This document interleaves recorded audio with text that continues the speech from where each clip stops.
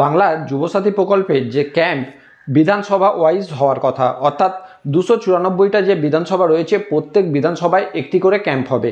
Camp শুরু হয়ে গেছে আজকে 15 তারিখ, আজকের থেকে কিন্তু ক্যাম্প বসছে, যদিও রবিবার তবুও আজকের থেকে ক্যাম্প চালু হয়ে গেছে।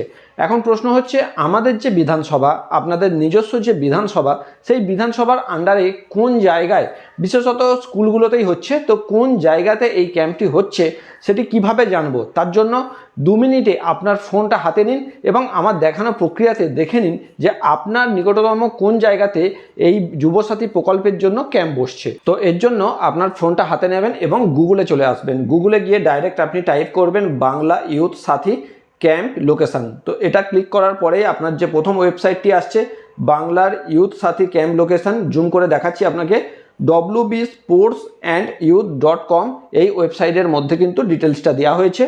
এখানে প্রথমে একটা ইম্পর্টেন্ট নোটিশ আছে, ক্যাম্পে আসার সময় অনুগ্রহ করে আধার কার্ড, ব্যাংক পাসবইয়ের প্রথম পাতা, মাধ্যমিক বা সমতুল্য পরীক্ষার অ্যাডমিট কার্ড, মার্কশিটের জেরক্স এবং 2 কপি সাইজের ফটো নিয়ে আসবেন, মানে পাসপোর্ট সাইজের ফটো 2 কপি নিয়ে আসবেন। নিচে আপনার ডিস্ট্রিক্ট দেখতে পাবেন, আপনি কোন ডিস্ট্রিক্টের আন্ডারে আপনি নিজেই জানেন, তো ডিস্ট্রিক্ট এখান থেকে চুজ করবেন। আমার সাউথ 24 পরগনাস কিন্তু খুঁজে পাইনি, পরে দেখলাম দক্ষিণ 24 পরগনাস লেখা আছে। তো যাই হোক, বুঝে গেলাম এটাই। এখানে ক্লিক করলাম। নিচে দেখুন আপনাদের বিধানসভা ওয়াইজ, যেমন এটা গোসাবা, বাসন্তী, এরকম আলাদা আলাদা যে আপনাদের বিধানসভা রয়েছে, বিধানসভা অনুযায়ী কিন্তু এখানে লিস্ট দেওয়া রয়েছে। তো আমার যে বিধানসভা ফলতা দেখে নিই। হ্যাঁ, এখানে দেখুন বেলসিং শিক্ষা নিকেতন বা শিক্ষায়তন।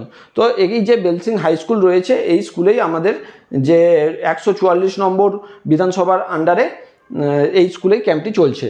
তো এইভাবে আপনারাও আপনাদের যে বিধানসভার আন্ডারে কোথায় এই ক্যাম্পটি বসছে এইভাবে সার্চ করে দেখে নিতে পারেন। এবং যেটা আরও ইনফরমেশান দেওয়ার ছিল তা হচ্ছে, সেখানে কিন্তু আপনাদের পঞ্চায়েত অনুযায়ী আলাদা আলাদা টেবিল করে দেওয়া হয়েছে, যাতে ভিড় না হয়, যাতে আপনাদের অসুবিধা না হয়।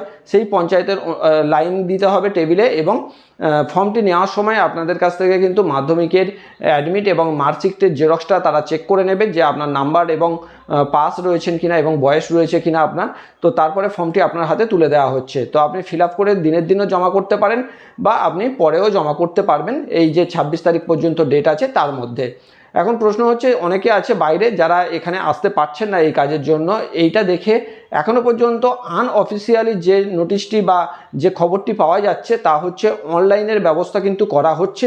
যদি সেটা অনলাইনের ব্যবস্থা হয়ে থাকে তাও কিন্তু আমরা ভিডিওর মাধ্যমে আপনাদের সামনে তুলে ধরবো। ততক্ষণ আপনারা অফলাইনে, যদি আপনাদের সুবিধা থাকে, বাড়ির কাছাকাছি থাকে, বিশেষ কোনো অসুবিধা না থাকে, তাহলে অবশ্যই অফলাইনেই ফিল আপ করুন। যদি অনলাইনের ব্যবস্থা আসে তাহলে অবশ্যই ভিডিওর মাধ্যমে তা আপনাদেরকে জানিয়ে দেওয়া হবে। এখনও পর্যন্ত যদি চ্যানেলকে সাবস্ক্রাইব না করেছেন তো অবশ্যই চ্যানেলকে সাবস্ক্রাইব করে রাখুন, কারণ এই ধরনের প্রচুর ইনফরমেটিভ ভিডিও সময়ে সময়ে আপনাদের সামনে আমি তুলে ধরবো। এবং ভিডিওটি যদি ইনফরমেটিভ লাগে তাহলে অবশ্যই বন্ধুবান্ধব, আত্মীয় স্বজনদের মধ্যে শেয়ার করবেন, যাতে তারাও সমানভাবে উপকৃত হতে পারে।